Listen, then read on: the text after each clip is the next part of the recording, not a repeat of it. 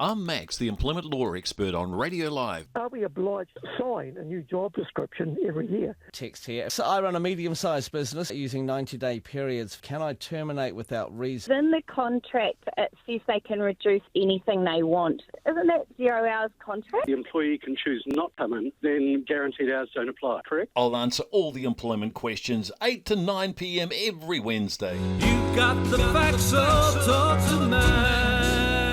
Oh, there we go. Well, we know what that means. Talk to Max. He's standing by.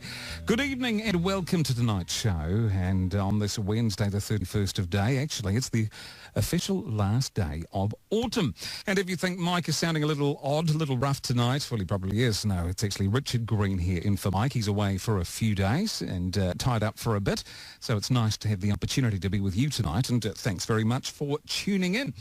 So I'm often wearing my weather hat. You might hear me from time to time talking about the weather, whether it's up to no good or whether it's behaving itself, whichever end of the country. So it is the first day of winter tomorrow. And tonight I'm broadcasting live from our Christchurch studios here at Radio Live. And I can tell you in the Garden City, winter has arrived early. In this part of the country, May has been cold, about 3 or 4 degrees colder than usual during the day. And I know that's slightly different in other parts of the country. I mean, parts of Canterbury, Otago and Southland have had a bit of a rough old May, but other parts have been a wee bit warmer than usual. Anyway, enough of the weather. We might touch on that at some point throughout the week.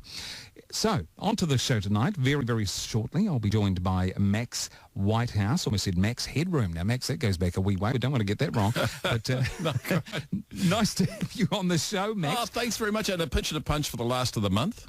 Oh, well, thank you. I thought you were just mentioning the date. I better throw that in as well.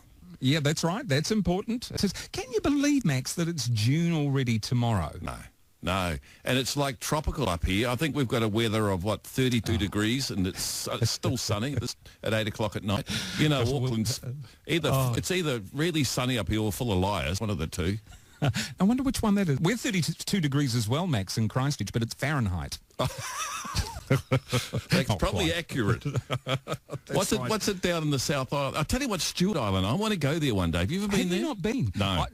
Oh, it's fabulous. Really? Just fabulous. I do suggest, look, perhaps I'm being a bit of a sook now, but I suggest go in summertime. Oh. Wintertime, it's a wee bit fresh. Well, I heard today, I think I was listening to some show on Radio Live, of course. Of course. Yeah, and they were saying that the seafood down there is absolute. The oysters and the special salmon they got there is definitely really outstanding because the water's probably clear and fresher. Yeah, that's right. Fresh is dead right and clear. Yeah, exactly. Oh, it's a wonderful part of the country. It really, really is. Is it a suburb of Christchurch, is it, Stewart Island? Yeah. We extend a long way now since the quake. Things have really moved. People probably wouldn't like that. No, it could be. I can tell you how many Southlanders live in Canterbury. It's phenomenal. And it's lovely to have them here too. Does Stewart Island have its own council, or does Invercargill cover it? That I couldn't answer. Actually, you know, like we've got Waiheke Island in Auckland. We grabbed that. Us Aucklanders, God, they hate it. They want their own. So I wonder what happens for the Stewart Island. I wonder too. Well, someone might be able to help us out. They've probably got no roads over there because Invercargill's got flash roads. Flash roads, wide roads. Yeah, they're beautiful. They are so wide, aren't they? I expect you guys get spoilt down there. We make the money up on the North Island here, and you way down there. Oh, you know, you just take it all off us. Where do you get your power from? Does it matter? We're more important. We need it. And don't threaten to cut those cables. I've heard that one before. Oh, remember that? Was that McPhail Gatsby? We're going to cut the cable. Dun, dun, dun, dun, dun, dun. That's going back to the late 70s. Big song that was. Well, it was in this part of the country anyway. Yeah. But it certainly makes us North Islanders feel inadequate. We got to bluff it that we don't care. I can't. I wouldn't. How would you be without electricity? You know, just look around you. What's going in your office? I mean, right here is bulbs going off everywhere. They just... Yeah, it's screens flashing on and off. It's just electric. It really is. What would happen if the power went down? Well, that's it. We rely on technology, don't we, Max, these days? And unless you've got a backup generator or system of some description, it can be very, very tricky. Now, Max, I'm going to introduce you properly. Oh, right. Everyone knows you. I better say Max Whitehouse, not Whitehead, Max. by the way. Whitehead. Oh, excuse me. 'Tis too. Yeah, it was very close to the other name you called me. What was that? Blockhead? Oh, no. Max Headroom. Headroom, yes. Remember him? Oh, yes. Yes, I do. Gosh, Max, excuse me. My grandfather told me about him. It was so many years ago. Oh, I see. Oh. Hey, cut that out. 1987. Oh, yeah. How old 30 are years you? ago. Yeah, 26. Right. Now, now that I've got your name right, Fred. You're lying. Look, I do the lying, not you, all right? Now, let's move on to employment law, because that's what you're an expert on, amongst other things. Evidently. And, here we go. The texts are coming through. I knew this would happen about Stewart Island. Stewart Island is part of the Southern District Council. There you go, Max. District councils. Yeah, Is there a county council as well? Oh, look. Yeah, because they got all these double councils. So Well, that's Southern it. would be Invercargill, I'm sure, because it's so close. Yeah, Grady's nodding, so that It must be be right. true if he's doing that. Yep. Oh, he's eating noodles at the moment, actually. Oh, notice he's not sharing. Which is a long way to bring them down here. He'd get on the mic, but his mouth's full right now. It's dribbling out the side of it now. It's getting awful. Sorry, you don't see this. I think in pictures it's terrible. Now let's have a look at this. Moving on from there. Oh, someone else is saying there's the Clutha County Council, but that's now called Clutha Country, I think. Now that's Bell Clutha in South Otago.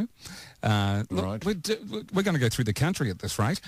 So Yeah, but I think Stewart Island gets missed out. I hardly hear about it. it doesn't. Oban, Half Moon Bay. You're right. We don't hear much about Stewart Island, but I can tell you one thing: Stewart Islanders love that. I They're not think the you're right. focus. They don't want us to go down there. Oh, Yeah. it's Imagine they all, love- all us Aucklanders packed up and went down to have a look all at once. That Have would you been freak South- them out. They'd Yes. shut the border. They'd cut the cable. We'd be without power very quickly.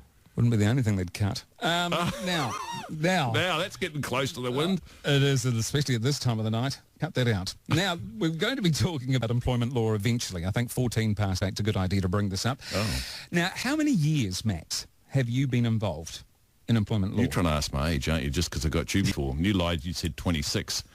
I've been involved with this 20-odd years, I guess. How did you get started? When Like, I was did you 7, I got into it. Yeah. Well, it's a long story, but yeah, that's a good question. But if people want to hear this is what I did. I worked in the North Sea Oil for a while, and I really wanted to get a job which earned big money over there. And I looked at the HR guy and thought, oh man, you must have it so cozy. You're home every night, you don't go offshore. It must be very, very cool. So I had an ambition then, but I went off to Australia and worked in the oil refineries over there. I'm a Kiwi, by the way. Yes. And I worked over there and got involved in the in a dispute over safety, and they doubled the refinery, and they weren't going to put on any extra operators. And there's 1,000 psi of hydrocarbons that would explode on impact with the air. They just explodes. So that we got involved in that dispute, and I took a leadership role in that, and then I became a unionist, which is most of my father's horror.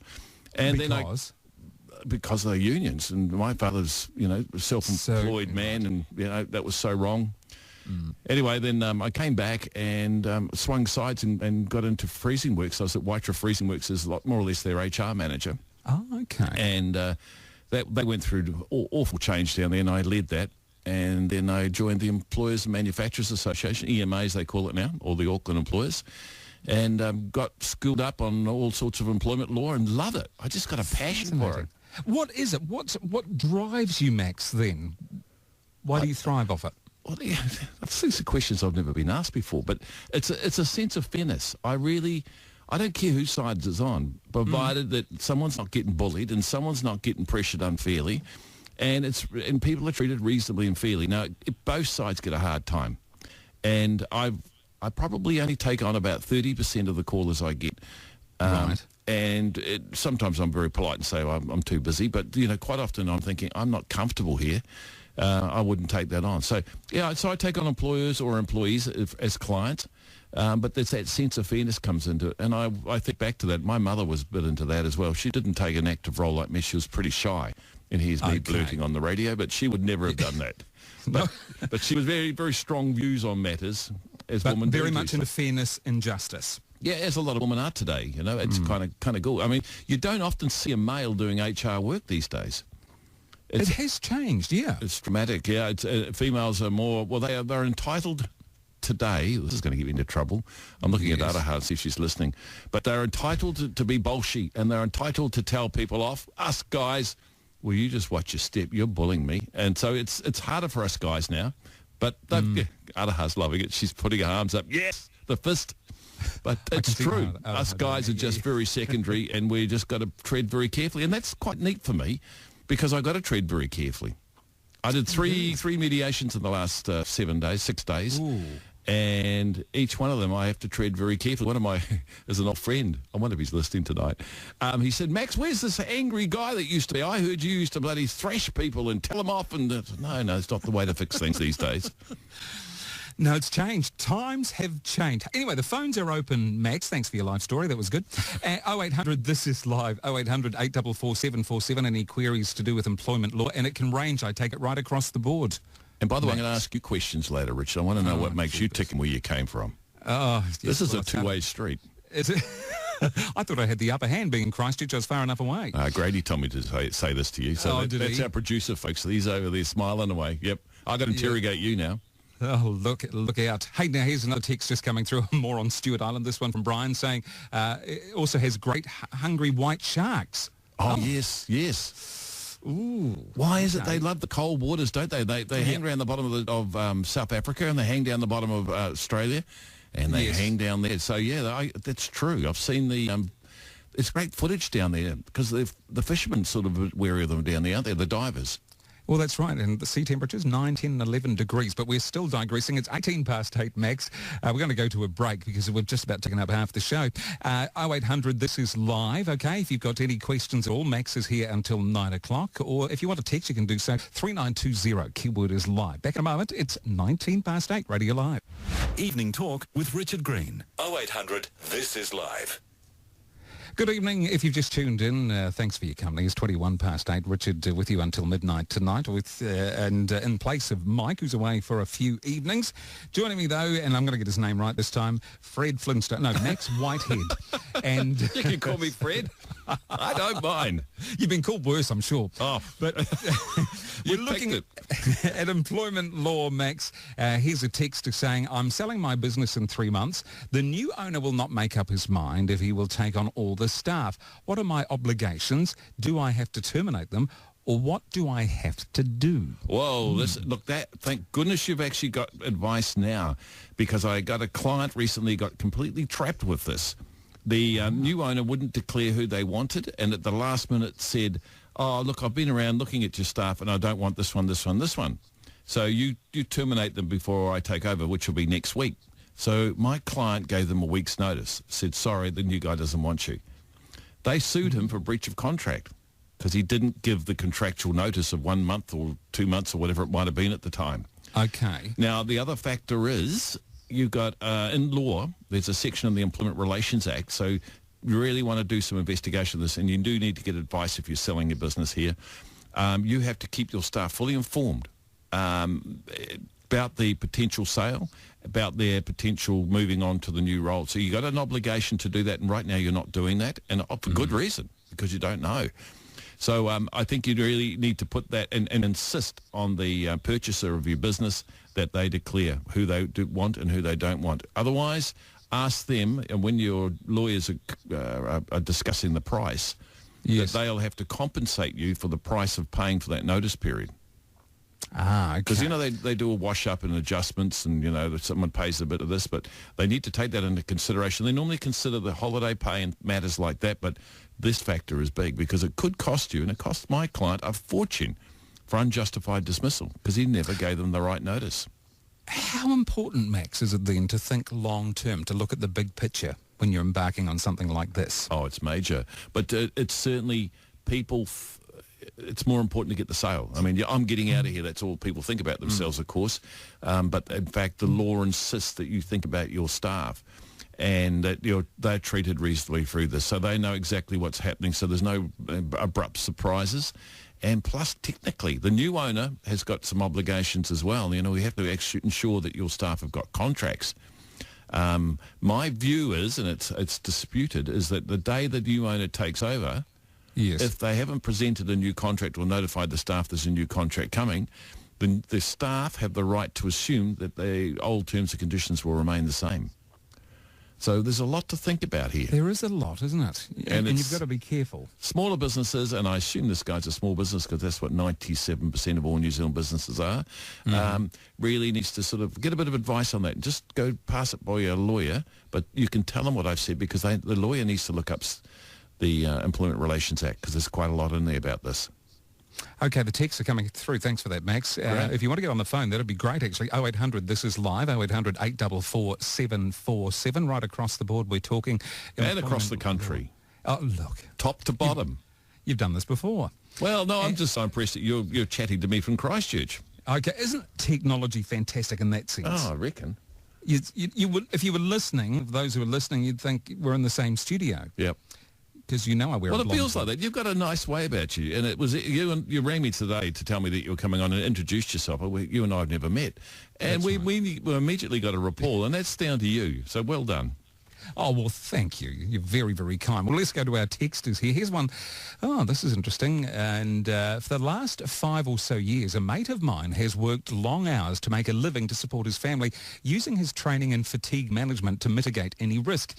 Now his work is pulling back and his available hours due to a shift in H&S laws requiring a shift in company policy. My question is, can he stand on past precedents of practice and the fact that he has become accustomed to a certain income to ask the company to make up the difference between what he used to make and what he is now forced to make? Cheers from Richard. Yeah. And this happens quite a lot too, Richard. So you can imagine, just play around with some numbers. So he's done all these wicked, horrible, long hours and worked really hard. They must have been awful long because, the guy's getting scared of health and safety. He might be at half the income he had before, or even 2/3 of it. And that's significant if you're holding a mortgage together and you've been relying on that income for so long. So it's a good question. Of course, the employment agreement is sacrosanct. So that's the issue, and that's the raw foundation of your employment. And there's no deviating off that. However, you can't change that. That's black and white. Yep, but I use that word, however. So there's more, and I'm not talking steak knives here. Sound like Max Headroom. There was no steak knives around in those days, was it? No. Well, I'm sure there were, but they were kept under the table. Yeah, anyway, you completely lost my train of thought. So, Max Headroom. Now, what were we talking about? Oh, he wanted to know if... what was his question? About which one? The person who's just texted through? Yes. Can he stand on past precedents of practice? Oh, yes. So, that's right. However... So if there actually has been, like this situation, he's been doing extensive hours and been used to a higher income, and it's been going on for a long period of time, the answer is yes. But your employer can unilaterally bring you down only on notice. Ah, okay. But he shouldn't abruptly just announce or just bring you down just with a whammo. Because what the courts would say, the employee can fairly expect, anticipate the same to continue on. So the employer must let them bring them back down and gently. So it should be done to notice. So if they've done it abruptly, yes, I think you could contest it, and maybe you'd have some success on that. Ah, okay. Good advice as always, Max. Thank you. 8:28. Off to the phone. So Les joins us now. Good evening, Les. Thanks for your call. Hey, Les. Yeah, g'day, guys. How you going, all right? Not too bad. Can you fellas hear me all right? Because I've got you on speakerphone, so I've got the phone down on the thing. Yeah, loud and clear, Les. Coming through nicely. Good on you. Are you driving a truck? Yes, I'm heading. I'm in the empty courier truck heading back to Taupo. So, yeah, I just enjoy your show. So, yeah. Oh, good on you, man. I chatted to a truckie today, and he says, Max, we love listening to it on the basis that we can't listen to music, we fall asleep. So talkbacks keeps us alive, our minds alive, and a bit more alert. It is. It's really good. Really interesting, and it does. It sort of... Because you can talk back, and you guys can't hear us. I like the way you think. My question is about statutory holidays. Now, I was working for a company earlier this year, driving trucks, and it was a roster job, and my roster fell on Christmas Day and Boxing Day. Now, I believe that if Christmas Day and, like, for example, Christmas Day, Boxing Day fall on a weekend, they carry those statutory days over to a day week, like Monday, Tuesday, and they are still apparently considered as statutory days. Now, my question is, are those, say for example, if Monday and Tuesday are carried over to it as a statutory day, are we entitled to the statutory days entitlements, like a day in lieu as well as time and a half, things like that? The thing is, you're rostered, so I didn't quite get that, Les. Does that mean that you've been working a roster? See, if there's a pattern emerged where you normally work, for example, Monday and Tuesday, and Christmas Day, Boxing Day fell on a Monday and Tuesday, then you'd be obviously entitled to all that. Day in lieu, those sort of things, and rate and a half. So if I worked on a Monday, Tuesday, even though Christmas Day and Boxing Day were on a Saturday, Sunday, they carry the statutory days over to a Monday and a Tuesday. That's how they seem to do it. I'm not sure. It sort of gives you a 4-day weekend, doesn't it, over that? Yeah, and do you have a written employment agreement? Well, it's sort of, I can't remember, but I thought that, because I had this out with my employer, and they said, no, it's as far as they're aware, yep. It's not considered to be a statutory day, even though, for example, their office staff are entitled to that day, like Monday, Tuesday, to have off with full pay sort of thing, even though they didn't work on the actual Christmas Day. And Les, I understand what you're saying, because they transfer the day over so all day workers can actually enjoy a statutory holiday, normal Monday to Friday workers. And what you're asking is, can I have a piece of the action because I had to work on those days? But the question I have for you is working on those days, was it unusual? Would you ordinarily have worked those days? Because with the roster that I was doing, because it was rostered work, so it sort of continued right through, and so I actually worked on the Monday and the Tuesday, and I didn't work Christmas Day and Boxing Day, which was on the Saturday and the Sunday. So that was my question was, if you guys are carrying the statutory over to the Monday, Tuesday, am I entitled to the day in lieu and the... Well, Les, that's why I asked the question about your employment agreement, because sometimes they could specify in the employment agreement what days are recognised as Christmas Day and Boxing Day. Otherwise, there's a default within the Act, and it says it's carried over. I think you would have an entitlement. So I really would need to see that. What I'd suggest, you can get hold of me tomorrow, send me your employment agreement. I'll look at it for you and give you some good, firm, hard advice. So you give me a call tomorrow, 0800 247 93 93. Yep. And I'll give you a hand. So, I mean, are you working all night tonight? I should be back in Taupo hopefully about 11:30 tonight. So, I'll try and give you a call tomorrow. Mid-morning when you wake up, that's not a problem. Or just give me an email. I'll give you an email address if you want it. Yeah, sweet as. There's something else I wanted to ask you as well, but we've got to let other people have a go. So I'll talk to you tomorrow about that. Well, ask the boss. Yeah, well, let's have a wee look. Well, in fact, we've got news headlines. Just stay there, Les. We'll come back to you. We've got Araha standing by with the latest in news headlines. Look at that time already, 28 to 9 right here on Radio Live. It is 27 to 9. Richard Green with you. And, of course, Max Whitehead as well here until 9, taking your calls on employment law. We're going to return back to Les, Max. And, Les, carry on. What's your next question? Go for it. Oh, okay. A couple of years back now, I was working on a farm, the sheep and beef and dairy as well, and I've been working for them probably about 10 years on and off. I never had a contract with them, and they never paid me holiday pay. Now, I left sort of on a bit of a sour note because they still wouldn't give me a contract towards the end. So I'm wondering, am I entitled to any holiday leave or for back pay or anything like that? Well, the answer to that, Les, is pretty simple. If you were an employee, yes, absolutely yes. But they would probably argue that you're a contractor, because I heard you said you work for them time to time. But how was your tax organised? I was employed full time, but they wouldn't give me a contract, and they had actually had one drawn up, but they never gave it to me, and I just carried on. And how was your tax paid? Was it PAYE, or did you pay your own tax? Did you send invoices to them, or did they?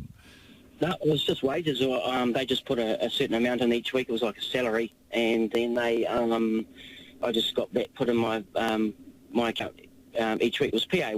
Right. PAYE. How long ago was it, Les? Coming up to 2 years ago now. So we could still raise a claim. But the thing is, you may have to dispute that they'll claim you're a contractor. That's their way out of this, and you've got to, and you'll claim you're an employee. So it's their obligation to prove otherwise. So it'd be interesting to see what they come up with. But it might be worth you putting one in. How much holiday pay do you reckon you're owed? Well, you never got any, did you? No, they just basically paid me the weekly. It was about $500 and something a week, and that just got put in every week right through. And just because of the general work I was doing. I mean, like I said, they're sheep and beef, and they bought a dairy farm, and then that's when things went downhill. Because I was actually working as a fencing contractor for them. I was employed by them. They were the fencing contractors, but I was doing all the work. And then, so hence that's why I wanted a contract to say, look, I'm your employee. Let's put it down in writing. And so they sort of wrote something up, and then I'd asked for it, but they wouldn't give it to me. And then they started making me write out timesheets. And what's the bet, Les? They never gave it to you because they found out that they probably owed you. Yeah. Oh yeah. And I know it. Give me a bell tomorrow, Les. Let me help you with this. And if anyone else is listening out there, Les did the right thing by getting that employment agreement or asking for it. And one thing I'd love it if you did, Les, and I'm sure you didn't, is put it in writing, because you probably work right next to them, so you probably never did that. But to have evidence you asked for a written employment agreement and it never turned up, that would support you even further, and you'd get compensation. They will be up for a penalty for not providing a written employment agreement. So employers out there listening, make sure you give your staff a written employment agreement. It's really important. Les, hey, thank you for that, and I'm sure that's helpful. Make sure you get in touch as well. Appreciate your call. If you'd like to join us on the show before 9 o'clock, you can do so. 0800 This Is Live. Talking employment law this evening with Max, as always, every Wednesday evening, usually with Mike. Richard with you tonight. And 0800 844 747, or you can text 3920. Keyword is live. Boy, we have a huge amount of texts coming through. Oh, so it's great. Good on you. At me. I love this. Here we go. Stand by, sir. If your job, this is coming in, who we got? Fiona. If your job requires you to use your vehicle regularly for client meetings and visits, so public transport, carpooling, etc. is not an option, what, if any, obligations does the employer have to ensure parking is available within a reasonable walking distance, perhaps within 1 kilometre of your workplace? That's hard. It's hard, isn't it? Yeah, it is hard. I think you've got to give the options to your employer. I think you've got to say, hey, I'm not prepared to pay for parking. I've got to park my vehicle 3, 4, 5 blocks away, and the option's yours. It's going to take me twice as long to get there. Now, we know you'd like to get the jobs done quickly. Are you prepared to help me to cut that time back? But I can't afford to pay for parking right next door. It's hard because your employer will hate you for this, and you'll feel like you're letting them down, of course, as well. But it seems reasonable that they would compensate you for a cost that related to work. It does seem reasonable. If they're compelled to do it, you should explore other options. I think you say to your employer, the other option is I park miles away where I get free parking. And it's to walk there, it's going to take me a lot longer in the rain as well. Yeah. And probably she's got high heels and, needs an umbrella everywhere. It's going to be hell on earth for everybody. But she explains that. I think, and do it in a respectful manner. That's what we quite often say in here, Richard, to people. Don't go in there and demand. Go in there and say, look, these are the options. Now, parking's costing me, $100 a week or whatever it might be. I know in Auckland it would cost you a lot more than that. In fact, I was up there this week, and for an hour and 45 minutes, central city of Auckland, and earlier this week, $26. Wow. I just went... Yep, that was Wilson parking. Did I say Wilson parking? Oh, God. Imagine multiplying that by 4. That's a normal day for somebody, or maybe even 6. Jeez. 6 twos are 12. That's $130 per day. Yeah. It's just really too much. So this poor woman's going for that sufferance too. I think you've got a very good reason. Your employer should compensate you for that. Really, they should. Whether you could force it or not, I think you've got to explore options. If there's no other options, you might be a winner on that. But certainly at this stage, engage with your employer first and try and explore other options. And put it in writing. I need that for later. Dead right. Max Whitehead is with us this evening, and Josh is standing by. In fact, Josh, I'll take a break. We'll be back with you in just a moment, and if you want to get through on the text, you can do so 3920. Keyword is live. Back in a moment here at Radio Live. Evening Talk with Richard Green. 0800 This Is Live. 0800 844 747. Nice to be with you this Wednesday evening. Richard with you till midnight. And with us is, of course, the fantastic Max Whitehead. And he is the man who knows everything about employment law. Well, what have you done to me tonight, Richard? Because there's only 15 minutes left. I know. Look, this is the highlight of my week. I always look forward to Wednesday night, and it's nearly gone. It's just gone crazy. In fact, the calls are coming through, so we're going to have to go bring it on. as quickly as we can. Is that all right? Yeah. We're going to catch up with... Throw them at me. I love it. Here we go. We've got Josh standing by. It's all about fixed hours. Josh, thanks for your time. Go ahead, please. Hey, Josh. Hi, good evening. How can you help? How can I help you, Josh?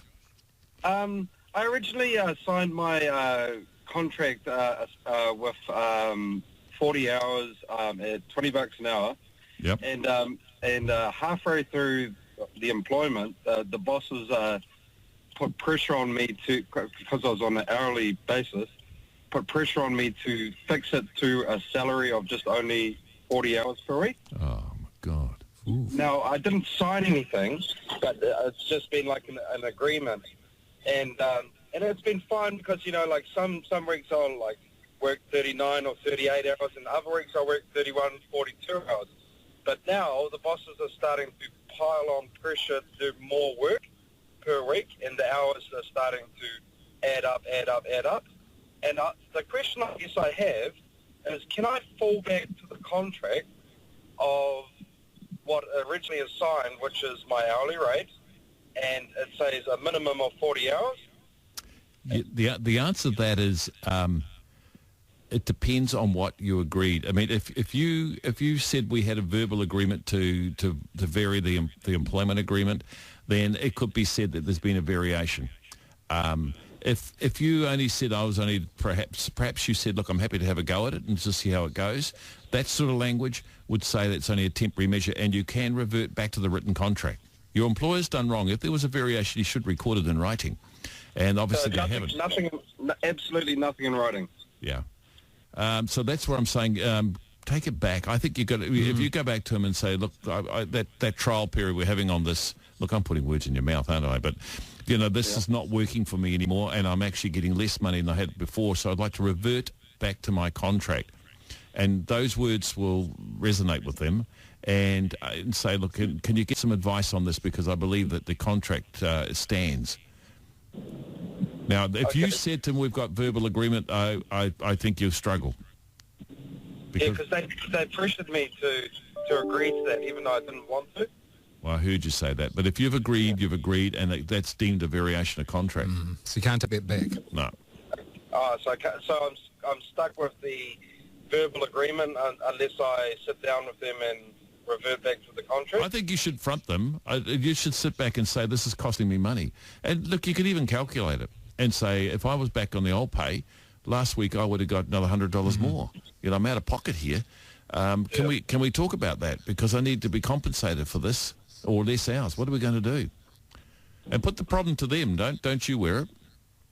Okay. Hey, Josh, we're going to have to rattle on there, but I'm sure that's helpful. Thanks. Yeah, thank you. If only we had a bit more time. You've got a heap there, have you? Right, we'll move on a bit quicker. We'll keep that. I mean, if we had more time, I'd love to ask you, how much of an issue is it for, for some going to the boss? And because, you've got to be assertive, and it's not easy for some people. It's not easy for some, and that's why they have to get representation, which comes at a cost. So it's not easy. It isn't easy, but you need to do it, people, and that's what you've got a right to do it.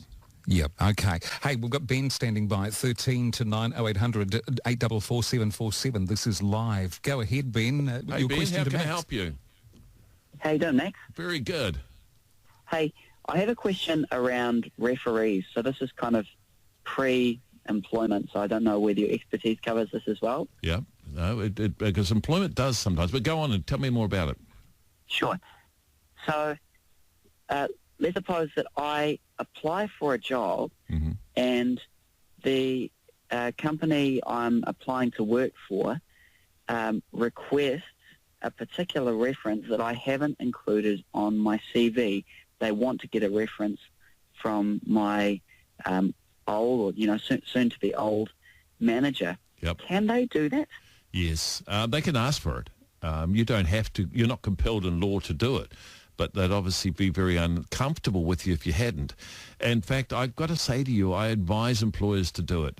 You're not going to like that, because quite often you'll pick someone in a workplace that likes you and is going to give you a flowing and best remarks. But sometimes it can be an associated manager and not your direct manager. And I would say to an employer, ask if you can talk to the direct manager. So at least they're asking you rather than going behind your back. A lot of employers will go behind your back, which is a breach of the Privacy Act. But at least he's fronting up. So they can ask you. You don't have to say yes, but they're not going to be very comfortable if you've refused. They're going to say, "Oh, there's a reason for that somewhere." So if you're uncomfortable to do it, it's not going to be very helpful for you. I'm sorry. Yeah. So there's a disagreement between myself and the current employer, which I've got representation for. Your advice is being on representation is really helpful. Yes. A situation basically where the current soon-to-be old employer would not provide a good reference if they were saying how they were feeling. So that kind of leads on to anyone who is giving a reference, are they required to give a positive reference, or are they allowed to say absolutely what they want? They're required in law to tell the truth. So that's all. That's all there is. I mean, they can select points that they're positive. They can select things that are negative. You've got no control, but it's got to be factual. It's got to be right on the point. So I hope that helps. And look, you're welcome to give me a call tomorrow if you wanted to discuss this a bit further. I would like to help you through this if you could. Sure. Okay. Thanks, Max. All right, Ben. 0800 24/7 93 93 if you want to ring me tomorrow. Okay. Yeah, well, I haven't got much on. But what do we got? Sorry, You've 11 got to plenty 9. on tomorrow. You're back here. Oh, that's right. Yeah, I'm getting lost. Not for the first time in my life. Taking your calls, 0800, this is live, 0800 844 747. Max Whitehead is with us this evening. It's all about employment law. Robin, stay there. Back with your call in just a tick, right here on Radio Live. It's Richard Green. 0800, this is live. Lovely to have you on board this Wednesday evening. It is 7 to 9. Max Whitehead is with us, talking employment law, as he always does. And I've Wednesday had a evening. chance to interrogate you yet about you. What a shame. You're breakfast host here, weren't you? Well, doing bits and pieces over Christmas Radio Live. Normally doing the weather. And don't get me started on cyclones. Well, I just want the listeners to know that you're quite famous. Well, you are. You've been on around radio for a long time, I believe, and really quite well thought of. I mean, you just flow tonight. It's going really well. Oh, thank you. Well, thank you very much. You can stay an extra 5 minutes. That's great. I'm happy to do that. No charge. I'll go home. You can do the rest of the show. Oh. But we've got Robin standing by and saying, what is this garbage? Robin, nice to have you on the show. Robin, go ahead. How are you doing? Yeah, I'm good, thank you. I'm ringing to make some inquiries about employment contracts, and you're working on salary, and they tell you that it's based on a 63-hour week. I was just wondering if that's legal. The 63-hour week is legal. The minimum wage still impacts, though. So if you should be still getting above $15.75 an hour. Are you getting above that? Yeah. Right. So 63. That's a lot of hours. I'm trying to do my arithmetic. Yeah, well, that'd be working out to getting into stress and fatigue. So for Robin, because that's what you're asking, I think, is under the health and safety laws, are they entitled to do that? And it comes back to each individual. Some individuals can handle long hours and that doesn't worry them at all. In fact, they just love it. And there's some individuals, it'll knock them round and it becomes unsafe because it stresses them out or they fall asleep going home. So it does come down to the individuals and your circumstances and the type of work you're doing. So there's a lot of factors, but if it's knocking you around, you have an obligation in law to notify your employer and say, hey, this is too much for me. I'd like you to address it under health and safety. I'm getting concerned for my well-being or, my family's well-being, my mental well-being or my even physical well-being. So, it depends what you do, though, Robin. Is it a high-stress job? Yeah, truck driving. Oh, shit, Jesus. Oh, yeah, that's like riding, like I see this, you're straddling a missile going down the road, and you fall asleep or you steer in the wrong direction, you've only got seconds, haven't you, Robin? It's bloody awful. And also if we, it's like Monday's coming up for Screen's birthday and we'll have that day off and then they'll say, well, you have to work following Saturday because you had Monday off. Oh, really? So they make you work an extra day if you've had a day off? Yeah, and because we're on salary, we don't get any extra pay. It's just your weekly salary. And does your contract specify what days of the week you work? Well, yeah, it does. It says Monday to Friday, but I don't know how to get around it. I do. You just say no. Yeah, just say no. Yeah. Well, no, truck driving's hard. Your bosses are hard. They all are. And they don't make much money because I believe that they've negotiated the lowest price ever and they take it out on the employees. So that's really hard, Robin. Yeah, it is. Yeah, I was just really making sure it was legal that they can base the salary on a 63-hour week. They probably can, and there's a lot of salary staff who probably even volunteer to work those hours. I know in some departments they do. Yeah. What do you work at, Richard? How many hours a week do you work? I was going to say, it sounds like radio you're talking about there for a minute, Robin. But mine varies, actually. It can vary week to week. I heard rumour you were working hard today, all day, preparing for tonight. I might have started at 5 this morning, but that's what? But that's all right. I know, crazy, isn't it? Crazy. We have many different hats. 12 and 4 is, my goodness, 24. Yep. No. Well, if I'm snoring in an hour, you know what's happened. We'll get Robin. Good on you, Robin. You ring back in an hour and just see if he's snoring. Yeah, that's right. Okay. Cheers, we'll Robin. be doing Thanks something. For Good on you, Call Robin. again, please. Another one here. Lots of texts as well. We've got here Max. Hi, Richard and Max. I understand that a personal grievance must be raised within the 90 days requirement. Is there a statutory time limitation for the defendant to file numerous submissions to prevent the personal grievance being heard? And it's a common issue.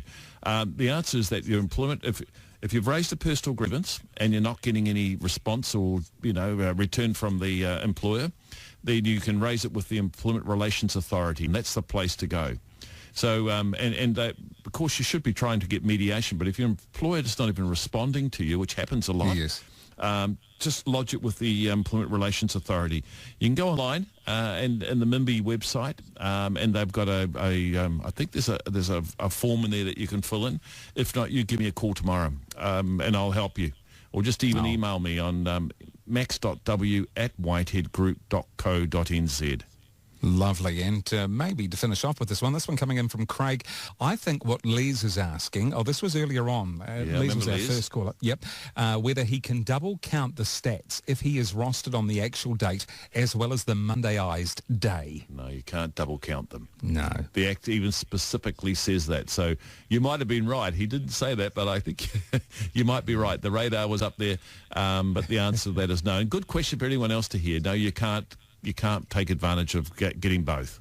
Right, okay. Oh, look, and Brian's just squeezing in. Could a company hide its creditors by cooking the books and overnight sell the company to a new owner hiding the said debt? And would the new company be held responsible due to a lack of due diligence?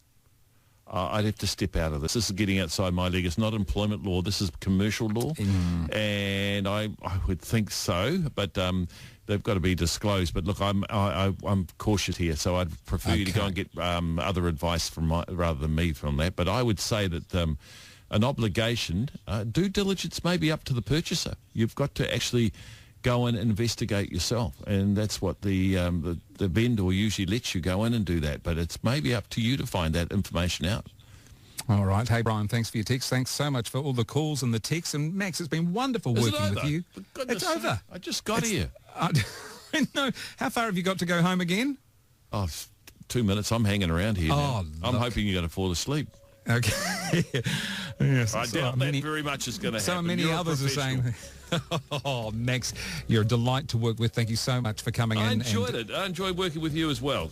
So thank you, Richard, on behalf of all the listeners.